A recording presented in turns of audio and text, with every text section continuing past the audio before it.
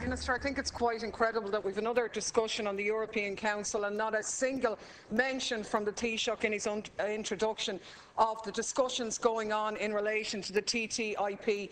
I think it's quite ironic that we've just had a vote in the Seanad about protecting our water supply ultimately, but if this agreement goes ahead, the decision of the Irish people or any other European nation to protect its own resources could be seriously in jeopardy with this agreement that's being discussed behind the scenes. And you know, every time we try and bring this up in the chamber here, the government has a sort of a standard response. Well, it exists and it's good for jobs.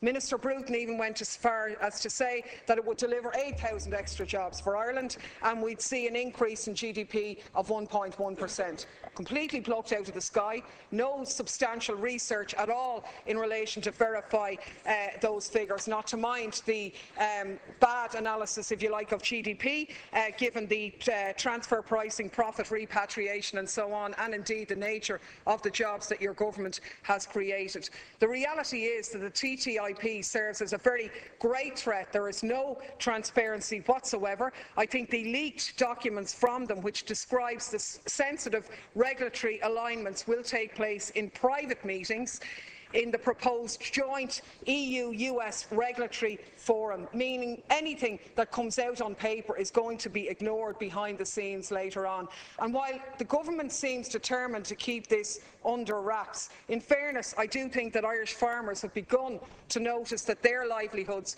will be in danger if these trade talks and this agreement goes ahead, because what we have is the harmonisation of agribusiness trade legislation will in essence flood Europe with previously banned US beef. US beef which is not labelled, which has been filled with genetically modified contents and bad practice, which is going to force Irish farmers to lower their standards in order to compete with the same. Similarly, threats from GMO crops and so on. And when the Taoiseach talks about this agreement being good for us and good for business, what does he mean? I mean, the reality is behind this agreement that what the government is calling the removal of trade barriers is actually the removal of protections that were there in order to protect the public from multinationals and those who are just interested in earning a fast buck. And that's really what this agreement is about. I'd expect nothing less from Fine Gael, being a party of big business.